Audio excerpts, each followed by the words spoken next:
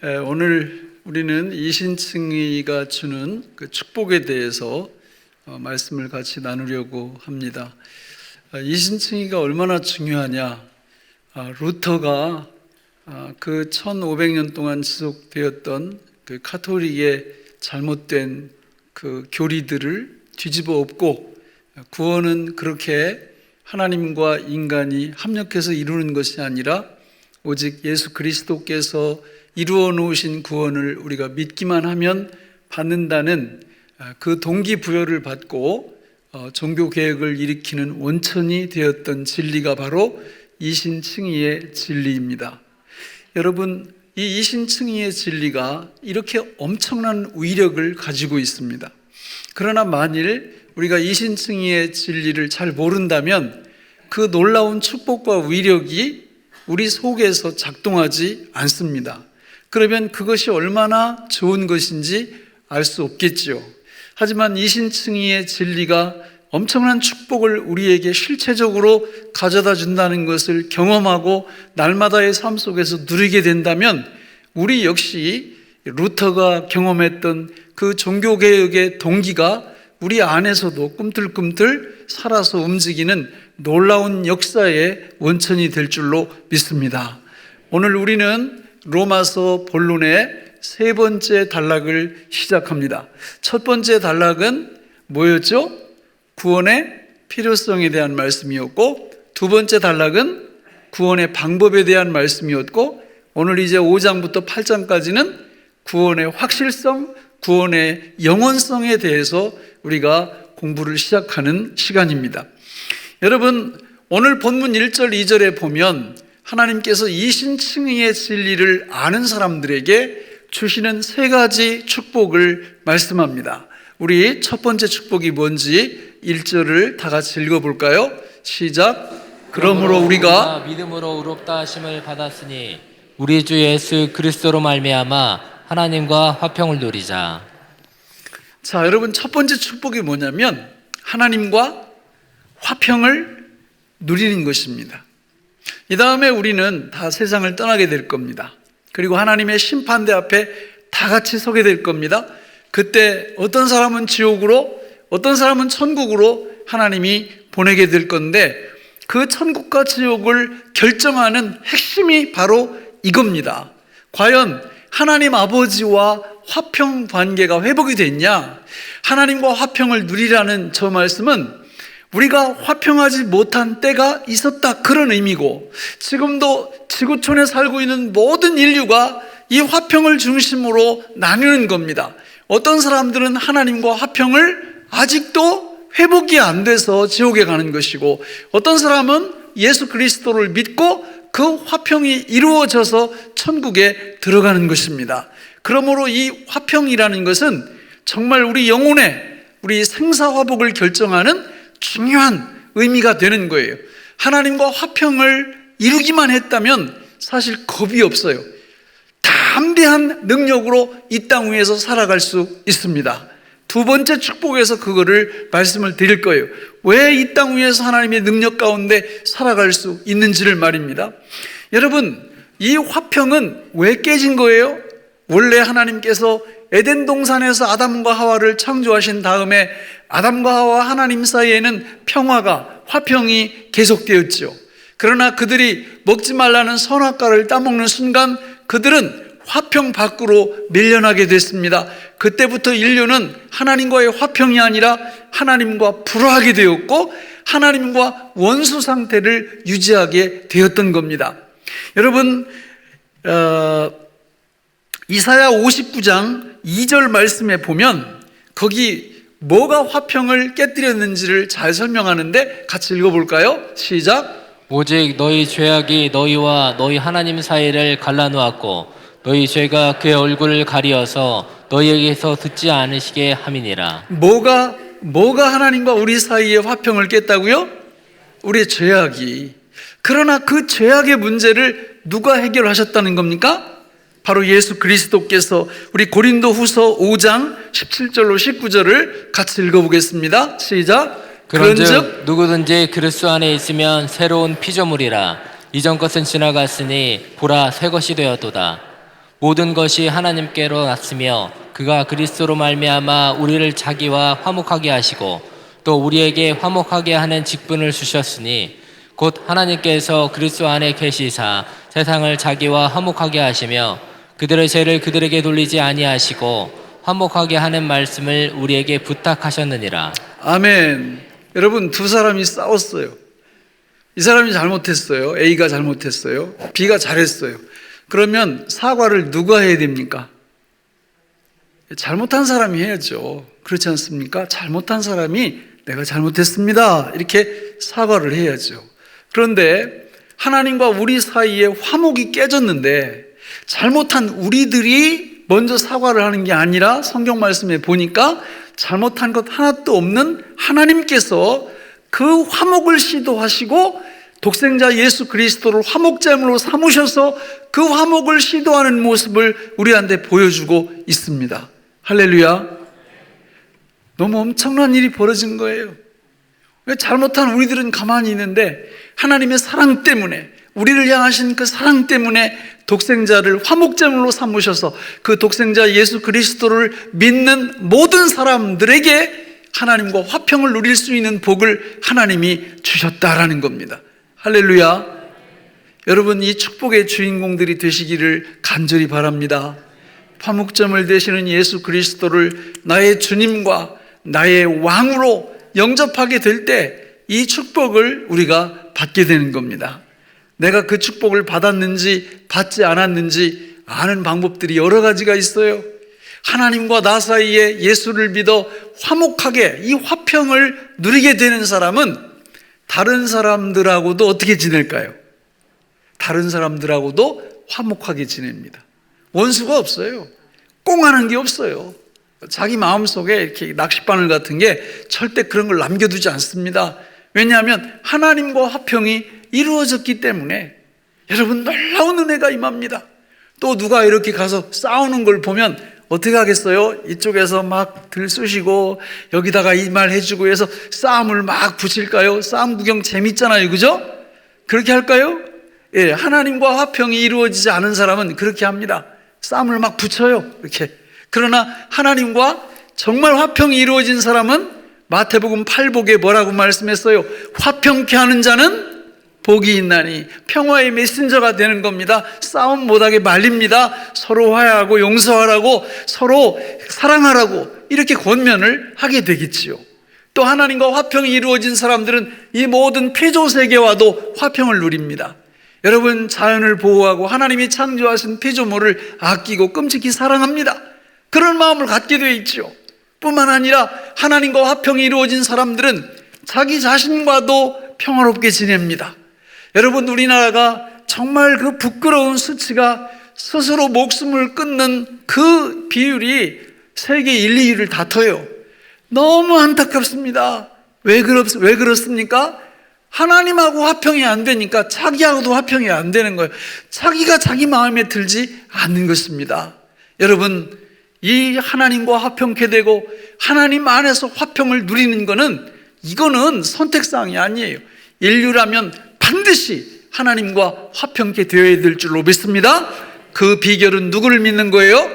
예수 그리스도를 나의 왕으로, 나의 구주로 믿게 될 때 이런 은혜를 하나님이 주실 줄로 믿습니다.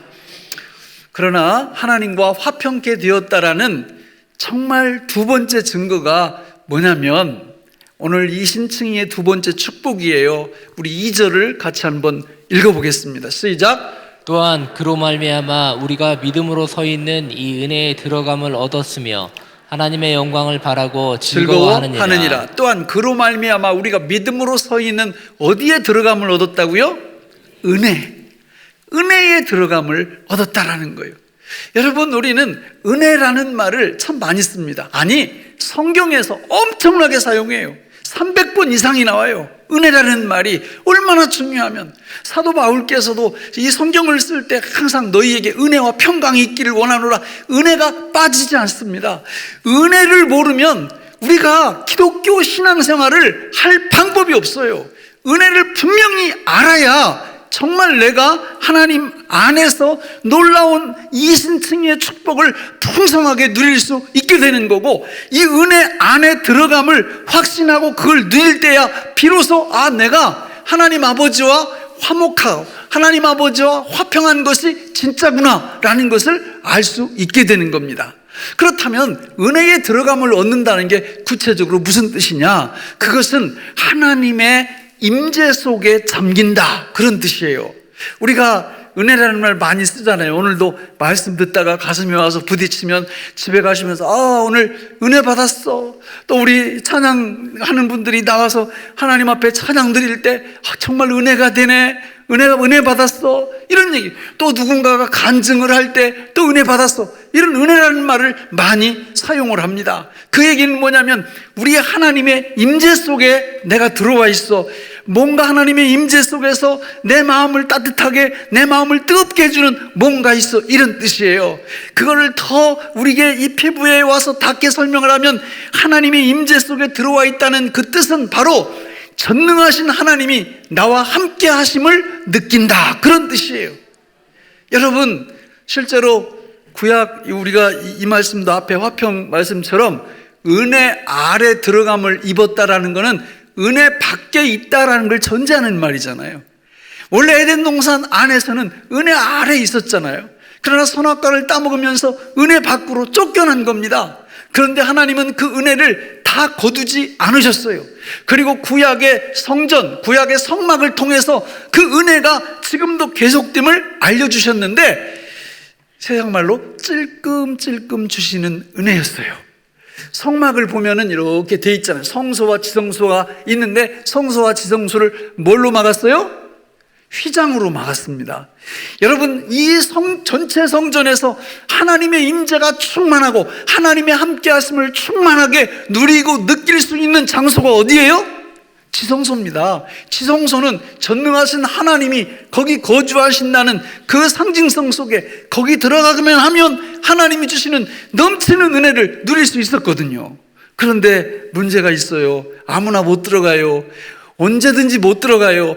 1년에 대제사장이 한 번 대속죄일 7월 10일 날 딱 들어가는 그것밖에 없었단 말입니다. 왜 그래요? 뭐가 막고 있다고요? 성소와 지성소를 가로막고 있는 휘장 때문에. 그러니까 이 휘장만 없으면 마음대로 들어갈 수 있는데 이 휘장이 가로막혀 있는 겁니다. 그런데 여러분, 이 휘장을 누가 걷어냅니까? 우리 한번 성경 구절 보겠습니다. 마태복음 27장 50절로 51절 읽습니다. 시작. 예수께서 다시 크게 소리 지르시고 영혼이 떠나시니라. 이에 성소 휘장이 위로부터 아래까지 찢어져 둘이 되고 땅이 진동하며 바위가 터지고. 우리 주님께서 십자가에서 못 박혀 죽으실 때 저 성소 휘장이 위로부터 아래까지 쫙 찢어지면서 그 휘장이 사라져 버린 거예요. 그래서 히브리서 10장 19절로 20절에 이렇게 말씀합니다. 같이 읽겠습니다. 시작. 그러므로 형제들아, 우리가 예수의 피를 힘입어 성소에 들어갈 담력을 얻었나니 그 길은 우리를 위하여 휘장 가운데로 열어놓으신 새로운 살 길이요, 휘장은 곧 그의 육체니라. 할렐루야. 예수님 몸이 휘장이에요. 몸이 그 몸을 찢어서 휘장을 사라지게 만든 겁니다. 그래서 히브리서 4장 16절은 이렇게 선포를 합니다. 같이 읽겠습니다. 그러므로 우리는 긍휼하심을 받고 때를 따라 돕는 은혜를 얻기 위하여 은혜의 보좌 앞에 담대히 나갈 것이니라. 은혜의 보좌가 바로 지성소거든요. 은혜의 보좌 앞에 담대히 나가서 뭐를 늘 받을 수 있어요? 은혜를 받을 수 있는 거예요. 그럼 도대체 이 은혜의 실체가 뭐냐?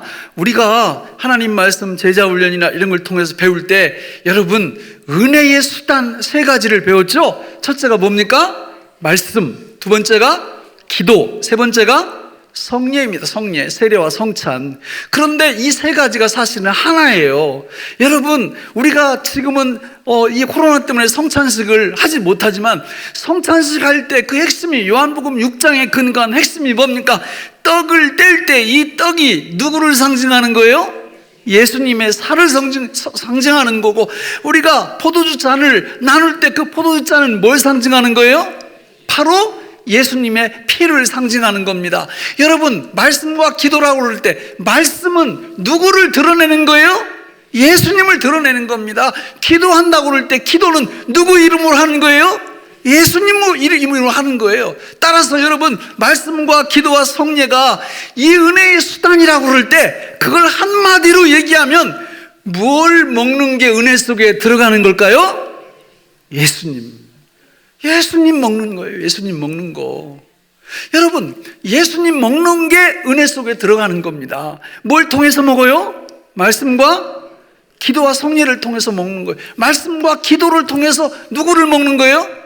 예수를 먹는 겁니다. 우리는요, 연초에 여러분 성도님이라면 최소한 성경을 1년에 1독 정도는 하셔야 됩니다. 이러고 성경 읽기표도 이렇게 나눠주고 그랬죠. 그러면 그걸 보고 하루에 3장, 주일날에는 5장 이렇게 읽으면서 어떤 분들은 그걸 읽으면서 아이고 왜 이렇게 길어 성경이, 이거 수면제인가 보다 이거, 이러고 그냥 끄적끄적 읽는 분들이 많아요. 성경을. 여러분, 이 성경은 그렇게 읽으라고 정해준 게 아니에요. 성경은 누구라고요? 예수님이라고요. 이 성경을 읽는 건 누구를 먹는 거라고요? 예수님을 먹는 거예요. 여러분, 병원 의사 선생님들이 이 사람이 육신적으로 건강하냐 건강하지 못하냐를 측정할 때 제일 먼저 피를 빼서 검사도 하지만 먼저 이렇게 물어보는 말이 뭐냐면 요즘 식사 잘하세요? 이렇게 물어봐요. 그래가지고 식사 잘하세요? 그랬을 때 없어 못 먹고, 안 줘서 못 먹고, 몰라서 못 먹고, 그래요. 요즘 그냥 정말 식욕이 좋아요. 그러면 그냥 집에 가라고 할 수도 있어요. 밥 잘 먹으면 여러분 건강한 거 아닙니까? 영양제도 필요 없는 거 아닙니까? 근데 만약에 대답하는데 아유 글쎄 밥상을 봐도 그냥 먹히지도 않고 식욕이 아주 없어요. 너무 힘들어. 이러면 이제 피 빼가지고 검사해서 어디가 문제가 있는지 봐야 되는 거죠. 여러분, 육신의 몸도 이럴진데 우리 영혼의 건강을 책임지는 예수님의 살, 예수님의 피가 정말 육신의 건강 음식 못지않게 우리한테 필요하다 그 말입니다. 여러분, 엄마가 이렇게 밥상을 차려다 주면 거기 앉아가지고 젓가락 가지고 깨작깨작 이렇게 하면 그 건강에 문제가 있는 거 아닙니까? 갖다 놓으면 뭐 반찬 뭘 주든지 간에 그냥 얼마나 잘 먹는지 이런 사람이 건강한 거 아니에요? 영적으로도 마찬가지입니다. 여러분, 하나님의 말씀 읽을 때 와, 예수님이야, 예수님. 이게 예수님의 살이야, 예수님의 피야. 아멘. 맛있어, 더 먹고 싶어, 이런 욕구가 우리한테 있을 때 여러분, 성경이 뭐라고 했어요? 영혼이 잘된 같이 범사가 잘되고 강건하게 하기를 하는. 영혼 잘되면 다른 거 볼 것도 없다니까요. 그런데 여러분, 말씀을 읽으라고 그래도 뭐 그냥 맨날 건너뛰고 무슨 의미인지도 잘 모르겠고 재미도 없고 이러면 여러분 오늘 회개하셔야 되는 거예요.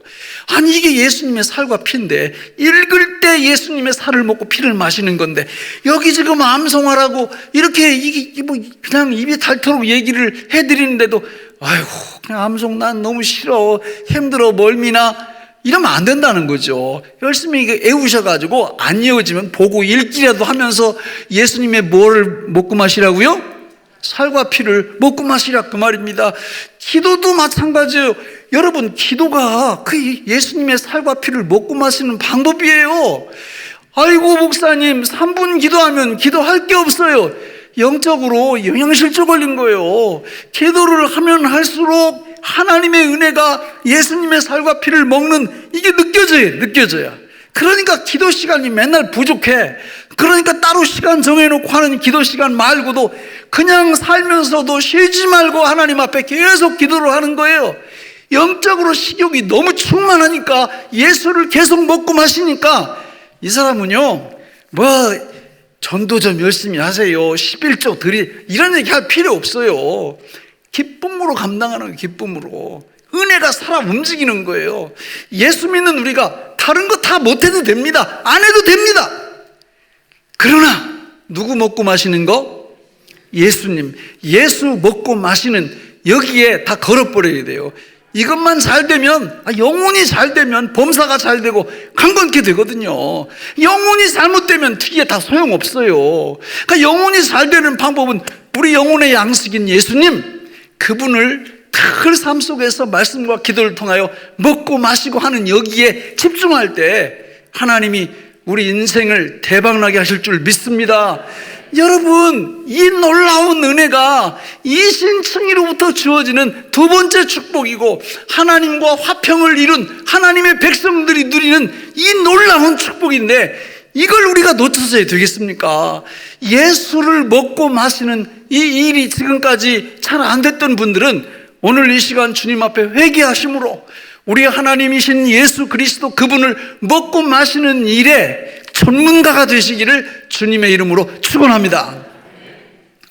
마지막 세 번째 축복은 우리 2절 다시 한번 읽어보죠. 시작. 또한 그로 말미암아 우리가 믿음으로 서 있는 이 은혜에 들어감을 얻었으며 하나님의 영광을 바라고 즐거워하느니라. 아멘. 세 번째 축복은 뭐예요? 하나님의 영광을 바라보고 즐거워한다. 단어로 말하면 첫 번째는 화평, 두 번째는 은혜, 세 번째는 영광이에요. 영광.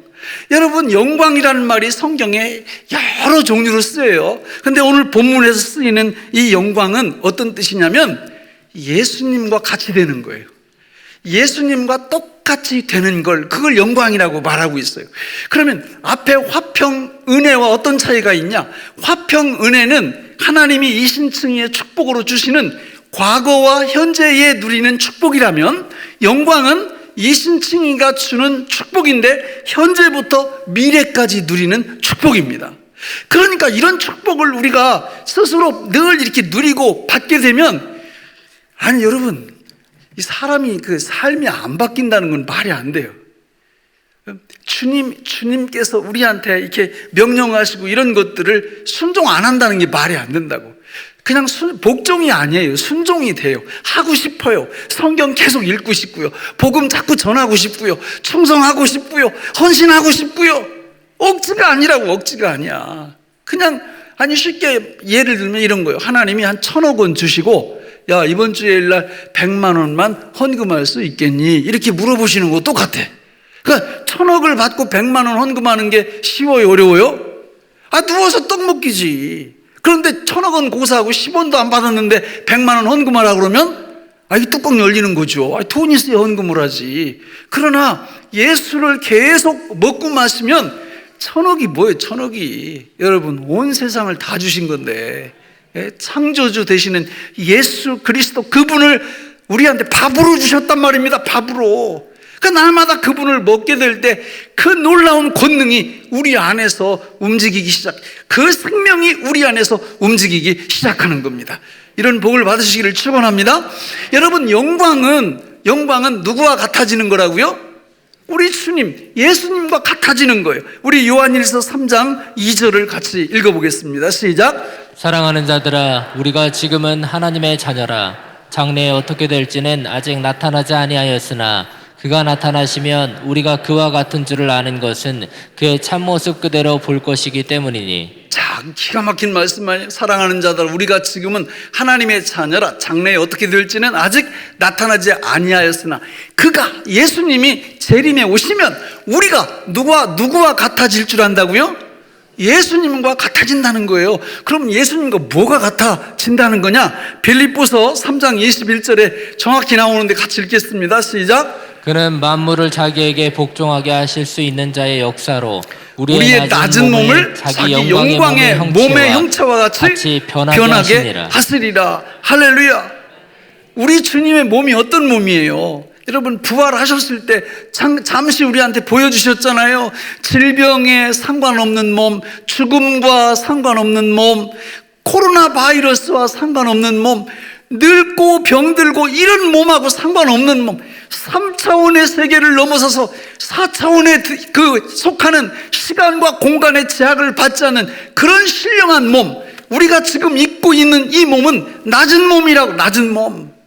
그냥 감기만 조금 들어와도 너무 힘들어하고, 또 그냥 허리 아프고 다리 아프고, 또 질병에 노출되고, 또 더 나이 드시면 이 땅 위에서 죽음을 맞이할 수밖에 없는 그런 몸이지만, 우리 예수님께서 재림에 오시는 그 순간 어떻게 된다는 거예요? 그 예수님이 입으셨던 그 몸의 상태로 우리가 다 입고 예수님과 같이 될 거기 때문에 이 영광을 바라고 즐거워하라는 겁니다. 할렐루야.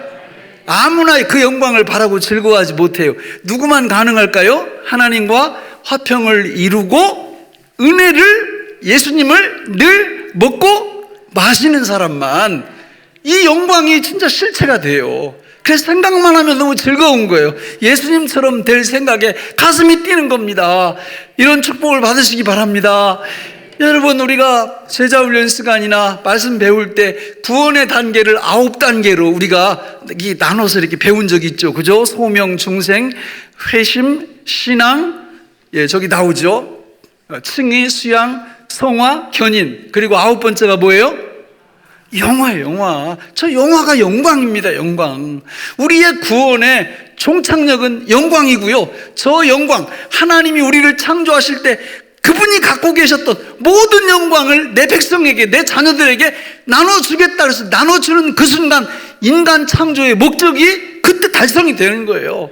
그러니까 하나님이 저 목표를 향해서 계속 달려가고 계신 겁니다. 저거를 로마서 8장 29절로 30절에 보면 5단계로 더 멋지게 줄여놨어요. 우리 같이 한번 읽어볼까요? 시작. 하나님이 미리 아신 자들을 또한 그 아들의 형상을 본받게 하기 위하여 미리 정하셨으니 이는 그로 많은 형제 중에서 맏아들이 되게 하려 하심이니라. 또 미리 정하신 그들을 또한 부르시고 부르신 그들을 또한 의롭다 하시고 의롭다 하신 그들을 또한 영화롭게 하셨느니라. 아멘.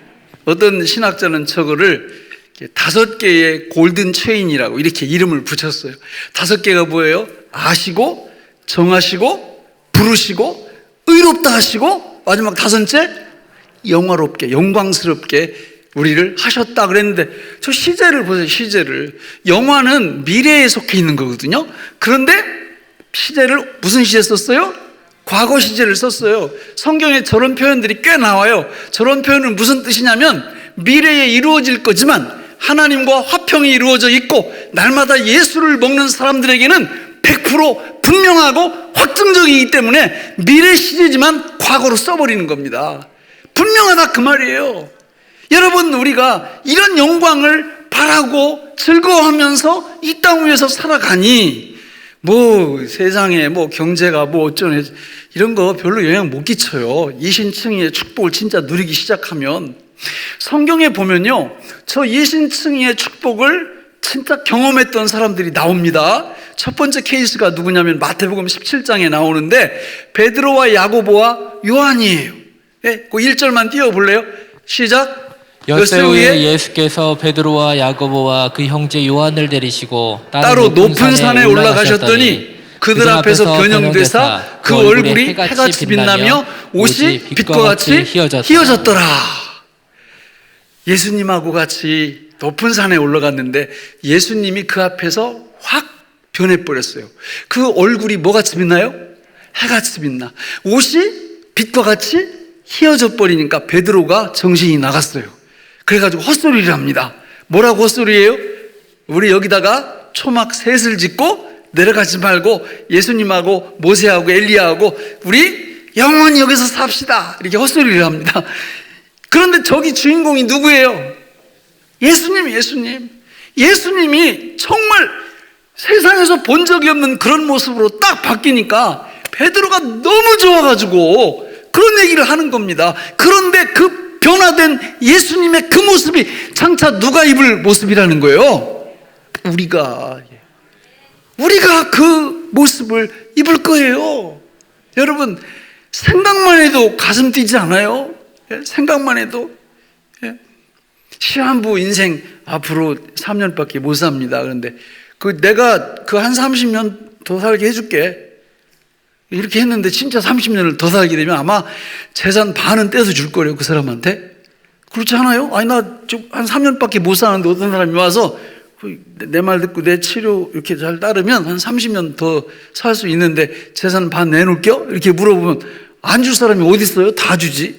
얼마를 갖고 있더니 30년 더 살게 해준다는데. 그런데 여러분, 주님의 저 모습은 30년짜리가 아니란 말입니다. 영생 복락을 우리한테 보장해주는 그 그 주님의 모습, 우리의 모습을 미리 보여주신 거예요. 예?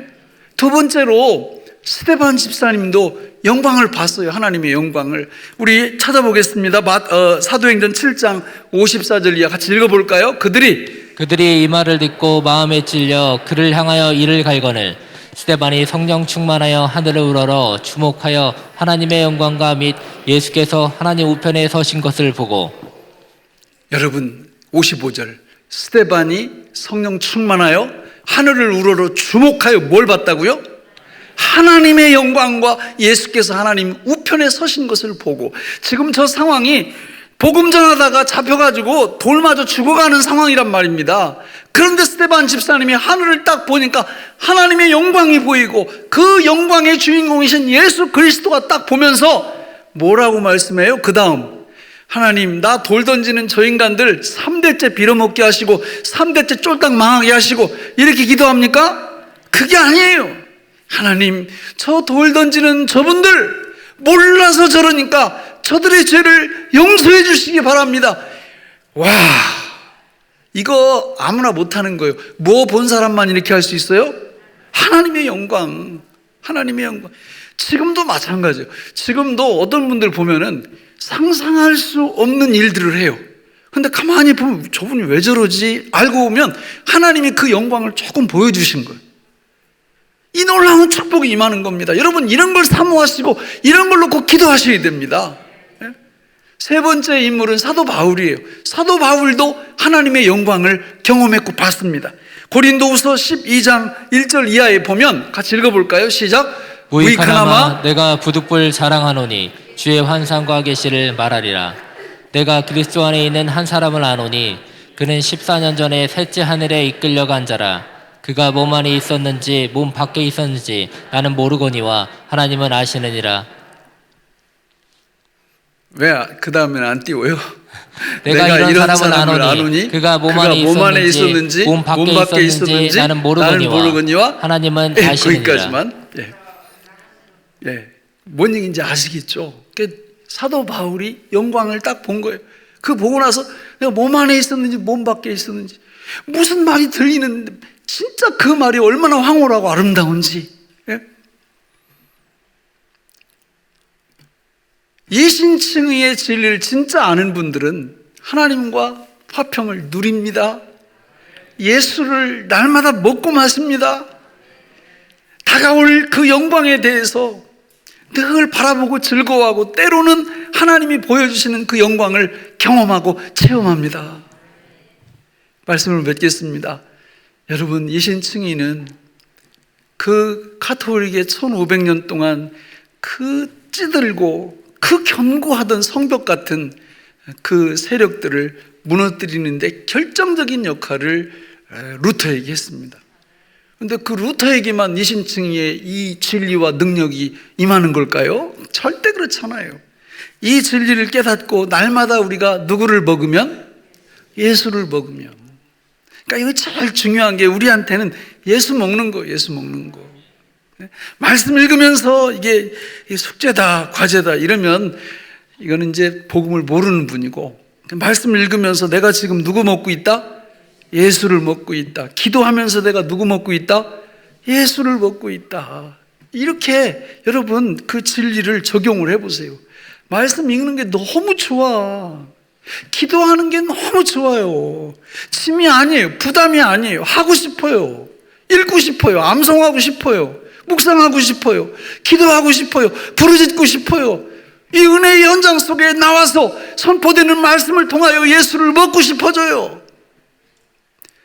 이런 축복의 주인공들이 다 되시기를 예수님의 이름으로 축원합니다. 축원합니다. 기도하겠습니다. 하나님 아버지, 오늘 우리에게 주신 이 말씀이 생명의 양식이 되게 하여 주옵소서. 예수님의 이름으로 기도하옵나이다. 아멘.